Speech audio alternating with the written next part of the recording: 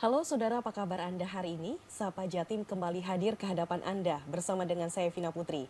Saudara, kebijakan Merdeka Belajar Kampus Merdeka atau MBKM yang diluncurkan Kemendikbudristek tahun 2020 lalu telah memfasilitasi mahasiswa untuk mengeksplorasi minat dan aspirasi mereka melalui pembelajaran di luar kampus.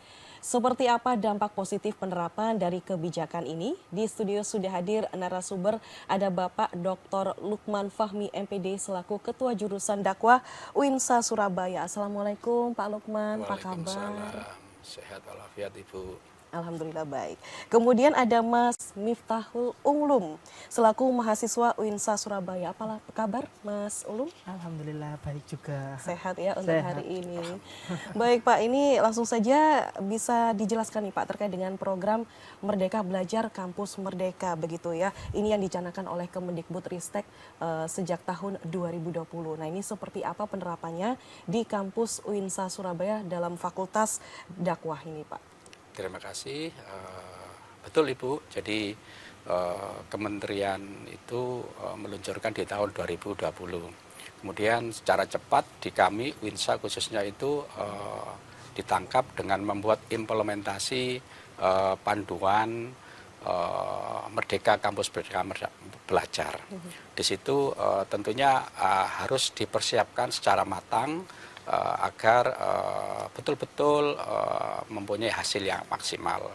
Jadi dengan implementasi itu bisa menjadi panduan kami yang ada di Fakultas Dakwah dan Komunikasi, seperti Ibu. Lalu apa saja nih Pak terobosan yang ada di kampus Universitas Islam Negeri Sunan Ampel, terutama dalam menerapkan program MBKM ini Pak? Oke, tentunya sangat bervariatif. Yang sudah kami lakukan adalah yang pertama ya, dan memang kami lakukan yaitu adanya dengan International Mobility Program. Jadi internasional ini kami bekerja sama dengan universitas yang ada di luar negeri. Kemarin kami kerjasama dengan Unimas Ibu, universitas yang ada di Sarawak, Malaysia. Kami langsung tindak lanjuti itu dengan mengirim 12 sampai 15 mahasiswa kurang lebih selama 10 hari. Baik. Di sana kita belajar classroom, kemudian ada dosen ya tentunya dari Sarawak dan dari kami FDK UNSA Surabaya. Masih Asia Tenggara saja ya Pak ya, Nggih. untuk kerjasamanya? Untuk itu memang kita bertahap Ibu, kami sudah merencanakan, jadi memang harus bertahap dulu, itu sudah masuk dalam skema kami, tataran Asia Tenggara, kemudian tataran Asia, bahkan nantinya Eropa, bahkan juga Amerika. Jadi dengan bertahap nanti kita bisa mengevaluasi kira-kira apa sih untuk kedepannya itu. Baik, ini kira-kira berapa persen nih Pak antara teori dan juga praktek untuk program MBKM ini Pak? Oke, kami membuat skema Ibu di UINSA Sunan Ampel Surabaya itu dengan skema 602. Jadi 6 semester peserta didik itu betul-betul mendapatkan teori. Baik. Jadi 6 semester. Kemudian selanjutnya di 2 semester diberikan keleluasaan Ibu untuk belajar sekali lagi di luar kampus, selama 2 semester. Taruhlah kurang lebih 4 bulan. Disitulah lintas disiplin itu kelihatan sekali. Tidak harus sesuai dengan prodinya. Ada makna yang memang disitulah merdeka berpikir, juga merdeka untuk praktek. Itu ada di 2 semester. Jadi skemanya 6 semester di kampus teoritis saja, kemudian 2 semester praktikum di luar Ibu. Lalu menurut pandangan Bapak ini, rata-rata respon dari mahasiswa yang sudah masuk dalam program MBKM ini seperti apa nih Pak? Alhamdulillah responnya sangat positif sekali, karena dengan MBKM itu melihat secara real ya keadaan di lapangan seperti apa, tidak hanya bertumpu pada teori. Ternyata ada juga banyak yang itu memang berbanding balik Ibu antara teori dengan yang ada di lapangan. Dan ini mereka sangat senang sekali, sangat appreciate dengan adanya MBKM ini. Baik, kebetulan di samping Pak Lukman juga ada Ini ya Pak ya, mahasiswa dari UINSA Surabaya. Iya. Ini bagaimana nih respon dari Mas Ulum sendiri ketika mengikuti program MBKM? Sekali lagi ini jurusan apa dulu nih Mas Jurusan Ulum? kebetulan saya di UIN ambil jurusan ilmu komunikasi. Baik. Ini bagaimana nih responnya setelah mengikuti Iya. program MBKM ini Mas Ulum? Ya tentunya kita mahasiswa ini bersyukur ya dengan adanya MBKM ini, jadi kita mahasiswa bisa langsung terjun langsung ke lapangan, bisa langsung belajar yang tentunya relevan dengan jurusan yang kita ambil. Jadi kita sambil MBKM juga sambil belajar juga, terus mengetahui kondisi lapangan nanti saat kerja. Jadi alhamdulillah keren sih. Ini. Ada gambaran ya di sini, Iya, ada ada bekal juga gambaran. begitu ya Mas ya. Baik. Nah Pak, ini meliputi kegiatan apa saja jenisnya yang ada di program MBKM ini Pak? Nggih, tentunya banyak ya. Salah satunya adalah bisa dikatakan membangun desa atau joint research antara apa itu mahasiswa dan dosen kolaboratif. Jadi ini kan juga memberikan kesempatan terbuka kepada mahasiswa, seumpamanya riset gitu Ibu ya, yang selama ini mungkin itu hanya hanya ada angan-angan aja di mahasiswa, tapi ketika mahasiswa itu diajak join untuk riset, luar biasa sekali, potensial sekali, dan ini juga tentunya akan memberikan nilai lebih ya, nilai tambah semacam mereka sangat sangat senang dan sangat bangga ketika diajak join riset bersama-sama dengan dosennya Ibu. Baik.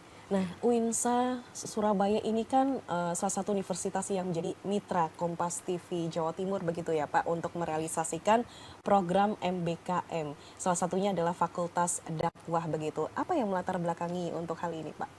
Nggih, irisannya sangat ini sekali, Ibu, kentara sekali. Kami Fakultas Dakwah dan Komunikasi, jadi makna dakwah itu bagi kami esensinya adalah ya komunikasi itu. Jadi sangat-sangat relevan sekali ketika kami melaksanakan kerjasama ya tentunya dengan Kompas ini, karena memang itu tadi sangat dekat sekali irisan dakwah yang dalam pengertian kami adalah komunikasi. Jadi itu menurut saya juga sangat linearitas sekali Ibu. Lalu ada berapa prodi Pak yang terlibat begitu ya dalam produksi ini? Oke, yang terlibat dalam produksi ini ada 2 prodi Ibu, komunikasi penyiaran Islam dan ilmu komunikasi, dan semuanya itu ada di jurusan komunikasi Ibu.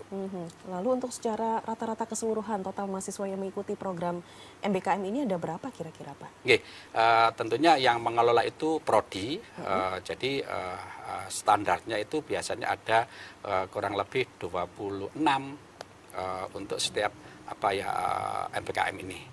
Dan itu juga sangat bervariatif Ibu. Prodi yang akan mengelola itu. Ada yang yaitu tadi 26, ada yang 15, seperti itu. Tergantung di mana tempat kita melaksanakan MBKM itu. Nah ini kan mahasiswa kan bisa terjun langsung begitu ya Pak ya untuk bisa memproduksi program siaran seperti itu. Nah ini kira-kira apa yang ditekankan oleh mahasiswa setelah terjun langsung begitu dan didampingi oleh praktisi yang profesional begitu Pak Lukman? Oke, tentunya sebelum teman-teman mahasiswa terjun ke lapangan, baik dari tingkat fakultas, jurusan maupun prodi sebagai ujung tombaknya itu sudah betul-betul dibekali sekali lagi secara teoritis tadi itu 6 semester Ibu. Kemudian setelah itu tentunya kami akan mendampingi dengan dosen-dosen yang memang basisnya adalah praktisi.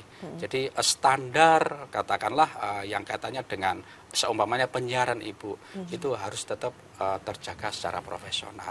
Ada pendampingan Bu. Ada pendampingan begitu ya dari UINSA-nya sendiri begitu ya Pak Betul, ya. Ibu. Lalu untuk tahapan penilaian untuk mahasiswa secara individu ini seperti apa untuk mengikuti program MBKM ini? Nggih, MBKM memang diluncurkan di UINSA itu masih baru Ibu. Di tahun akademik 2023 semester gasal. Jadi karena di situ karena masih baru tahapan penilaiannya memang beranting. Artinya mulai dari dosen pembimbing lapangan juga ada penguji sendiri. melalui presentasi. Disitulah presentasi itu dilakukan oleh masing-masing mahasiswa. Kami menilai, kami menelaah, kami mengevaluasi, kami akhirnya juga memberikan semacam penilaian. Baik, cukup menarik sekali. Untuk program MBKM ini sangat mendorong mahasiswa untuk dapat bersinggungan langsung dan mengerti dunia kerja profesional. Seperti apa fokus dari UINSA Surabaya dalam memberikan bekal mahasiswa nih Pak ya, guna mencetak generasi yang berkualitas. Tapi nanti kita akan jawab di segmen berikutnya. Tetap bersama kami di Sapa Jatim.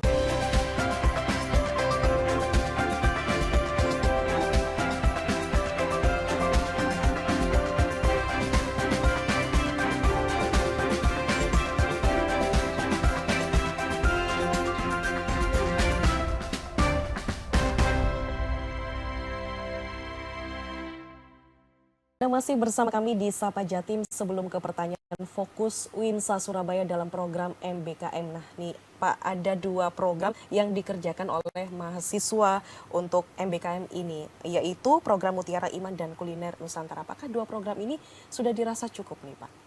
Nggih, 2 program tentunya yang untuk untuk saat ini menjadi kebutuhan itu tadi ya, kuliner Nusantara sama Mutiara Iman. Untuk saat ini saya melihatnya cukup Bu ya, untuk saat ini ya. Ini memungkinkan ke depannya mungkin bisa ditambah lagi. Tapi untuk saat ini memang saya pikir sudah cukup, karena di situ juga mahasiswa juga nanti ada pembelajarnya supaya nggak terlalu berat Ibu. Jadi menurut saya cukup bertahap gitu aja. Baik, ada tanggapan dari Mas Ulum nih, kan mengerjakan program Mutiara Iman nih. Seperti apa prosesnya waktu itu Mas? Kesulitannya mungkin adakah? Mungkin untuk program Mutiara Iman sendiri karena kebetulan saya mengerjakan, mungkin kesusahannya dari atur jadwal narasumber ya Mas.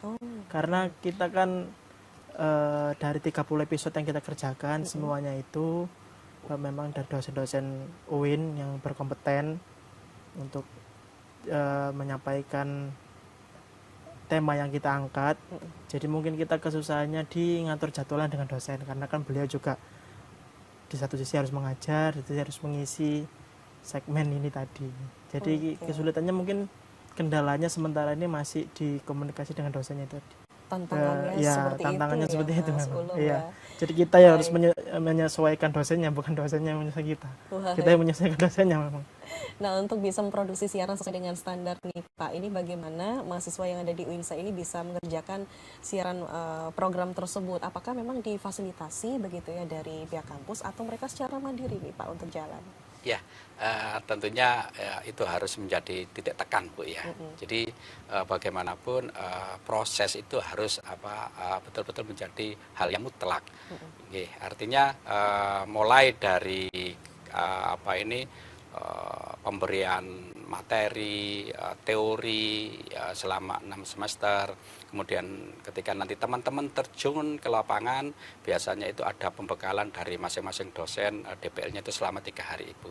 Jadi di situ itu dalam rangka untuk semacam quality control-nya nanti itu. Agar standar sekali lagi profesional itu menjadi suatu acuan yang mutlak. Nah, untuk program MBKM ini nih Pak, bagaimana fokus dari Fakultas Dakwah begitu ya di kampus UINSA ini untuk terus mendorong mahasiswa untuk bisa menguasai berbagai keilmuan untuk bekal mereka ya untuk memasuki dunia kerja ini seperti apa? Tentunya kita harus betul-betul responsif ya, bisa membaca market ya, agar ketika nanti teman-teman yang lulus tidak mencari-mencari lagi, tetapi betul-betul sudah ready, karena memang sudah ditempa sebelumnya di di Fakultas Dakwah dan Komunikasi. Ya artinya semuanya sudah kita siapkan Ibu.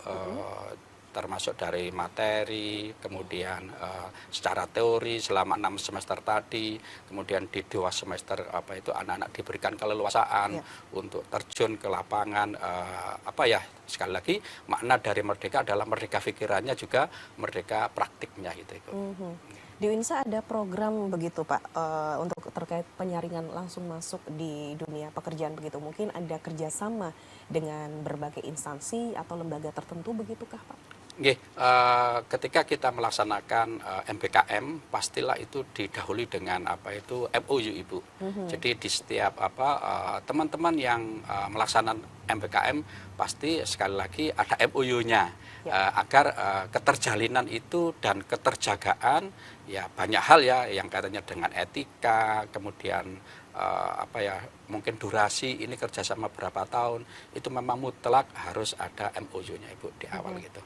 Nah, selain dunia kerja nih Pak ya, adakah program beasiswa begitu untuk mahasiswa yang berprestasi? Oke, kami banyak Ibu, salah satunya untuk teman-teman mahasiswa yang berprestasi itu namanya UPZ, Unit Penelitian Zakat. Jadi zakat ini memang diperuntukkan terutama teman-teman yang secara akademisinya katakanlah bagus, secara ekonominya perlu dibantu Ibu. Jadi itu sudah berjalan di UINSA mulai semester pertama sampai semester 7 nanti itu nol UKT, juga ada biaya malahan dari UPZ tadi itu. Beasiswa UPZ. Berarti ada ya Pak ya untuk Ada, Ibu. Programnya begitu. Nah, Betul. untuk kegiatan magang hingga studi independen begitu, adakah syarat utama begitu untuk masuk begitu di program MBKM ini Pak? Adakah syarat utamanya? Syarat utamanya yaitu tadi skema 602 Ibu. Jadi mereka harus menyelesaikan SKS itu dalam tataran 6 semester Ibu. Katakanlah di semester kelima itu harus sudah semuanya habis, tanpa terkecuali. Baru setelah itu bisa melaksanakan pemrograman yang diistilahkan dengan KRS-an itu. Baik. Setelah itu terlampaui di semester 5, 6, bolehlah mereka memprogram yang dikatakan dengan MBKM ini. Nah, ini seperti apa Anda melihat program MBKM ini dalam hal akademik dan pengembangan diri mahasiswa terutama di generasi sekarang ini Pak Lukman? Yang sekarang istilahnya dengan generasi Gen Z Ibu ya. Jadi ini sangat relevan sekali, sangat mendukung sekali. Bagaimanapun dunia di luar itu tantangannya lebih besar untuk saat ini Ibu. Jadi ini adalah dalam rangka untuk menjawab tantangan bagi generasi Gen Z ini. Ya salah satunya adalah MBKM ini Ibu. Oke. Untuk Mas Ulum sendiri, adakah mungkin program lain yang akan dikerjakan setelah Mutiara Iman ini Mas Ulum? Ya pengennya sih kalau dari saya pengen nyoba yang lain ya. Mungkin karena kemarin saya ditempatkan di program Mutiara Iman, sebenarnya pengen juga eksplor ke program-program lain kayak contohnya kemarin ada kuliner, terus ada wisata dan lain-lain. Sebenarnya pengen nyoba di program-program lain biar dapat lagi ilmunya yang lebih banyak dari program-program lain. Oke, berarti sangat relevan sekali begitu ya untuk program MBKM ini dalam hal praktik langsung begitu Praktik ya langsungnya. di luar begitu Mas Ulum. Baik, kebijakan Merdeka Belajar Kampus Merdeka atau MBKM ini telah membukakan jalan studi tanpa batas dan juga mempersiapkan mahasiswa jadi sumber daya manusia yang tangguh dan berkontribusi sebagai talenta unggul. Lalu adakah target-target ke depan dari UINSA Surabaya untuk mengembangkan program ini nih Pak? Bisa dijawab nanti ya di segmen berikutnya. Tetap bersama kami di Sapa Jatim.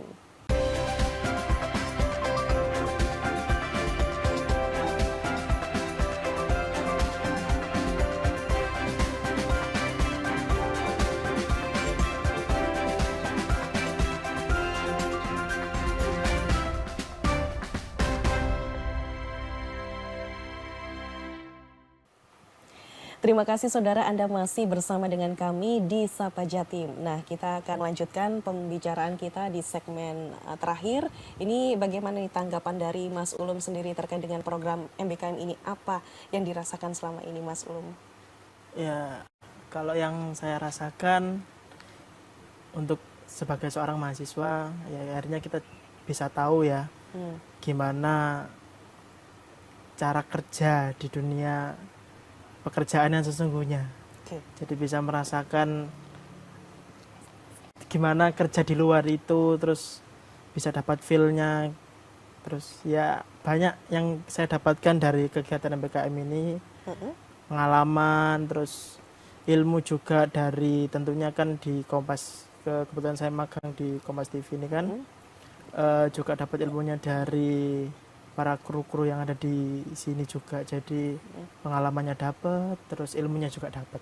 Oke, jadi antara praktek dan juga teori semuanya balance ya Pak ya? Alhamdulillah. Baik, sebelum kita ngobrol seputar target nih Pak, seperti apa untuk pelaksanaan program MBKM Fakultas Dakwah UINSA Surabaya, terutama di tahun ini nih Pak, apakah ada evaluasi tertentu nih Pak nantinya? Nggih, ya tentunya karena semua program itu kan kadang ada yang berjalan dengan baik Ibu ya. Ya. Kemudian ada semacam masukan-masukan. Tentunya kami tetap melalui tahapan di program itu harus ada semacam evaluasi, ada monitoring agar mungkin dinamika di dalam MBKM itu saya yakin karena di setiap lembaga yang ditempati mahasiswa itu juga berbeda. Ya. Jadi ada yang kuat di asistensi mengajar di lembaga-lembaga pendidikan, kemudian ada lembaga perlindungan anak umpamanya PPT yang ada di Polda itu, kemudian seperti yang ada sekarang di Kompas. Ya artinya tetap untuk itu harus ada monitoring agar yang katanya dengan kualitasnya ya, kualitas kontrol itu sekali lagi harus tetap betul-betul terjaga mutunya. Baik, nah kita ketahui bersama ya Pak ya untuk Fakultas Dakwah UINSA Surabaya ini jadi salah satu mitra Kompas TV Jawa Timur untuk mendukung program ini. Nah, bagaimana pendapat Anda nih Pak selaku Ketua Jurusan Dakwah ini ya terkait dengan potensi mahasiswa saat ini nih Pak? Adakah mungkin pesan tertentu untuk mahasiswa yang sekarang sedang menjalankan program MBKM dan untuk mahasiswa yang selanjutnya yang akan masuk begitu Pak? Nggih, saya melihat potensi mahasiswa itu Ibu sangat luar biasa, sangat kompetensinya itu sangat kapabel ya, katakan itu sangat mumpuni. Tinggal bagaimana lembaga itu mengelolanya, tinggal bagaimana lembaga itu mengarahkannya. Jadi pesannya adalah ya memang harus sesuatu itu dilakukan dengan disiplin, harus selalu mengupdate atau mengupgrade ya hal-hal yang baru agar kita tidak ketinggalan. Itu aja sih pesannya. Upgrade dan juga update tuh Pak ya? Inggih Ibu, betul. Nah, adakah target tertentu dari UINSA khususnya untuk Fakultas Dakwah untuk terus berinovasi untuk program MBKM nih Pak? Serta pesan dan harapan untuk mahasiswa dan juga tenaga pengajarnya ini bagaimana Pak? Nggih, tentunya memang untuk menghasilkan sesuatu yang berkualitas itu juga tidak istilahnya tidak di mahasiswanya saja Ibu nggih. Tentunya juga di pengajarnya atau dosen. Kalau di kami di Fakultas Dakwah dan Komunikasi UIN Sunan Ampel Surabaya itu untuk dosennya setiap semester kami akan melakukan pelatihan Ibu. Jadi ini kan dalam rangka untuk mengupgrade tadi itu hal-hal yang memang sifatnya baru agar kita tidak ketinggalan. Begitu juga dengan mahasiswa, jadi ya targetnya sekali lagi ketika nanti lulus ya betul-betul dia sudah bisa berdiri sendiri dengan kakinya sendiri, ya artinya dia bisa berkarya, bisa kalau bisa juga menciptakan lapangan kerja. Nah, ini adalah makna dan esensi dari Kampus Merdeka Belajar Ibu. Baik, terakhir juga dari Mas Ulum selaku mahasiswa. Untuk mahasiswa yang sekarang seperti apa nih terkait dengan untuk yang mau masuk di program MBKM? Ada pesan-pesan tertentu mungkin Mas Ulum? Ya mungkin pesannya untuk teman-teman nextnya yang pengen join di MBKM, semangat terus ambil sebanyak-banyaknya ilmu yang ada di tempat magang kalian, karena kita yakin tidak ada ilmu yang sia-sia. Ya. Semua itu harus diambil ilmunya sebanyak-banyaknya kalau bisa, dan jangan lupa juga untuk selalu belajar.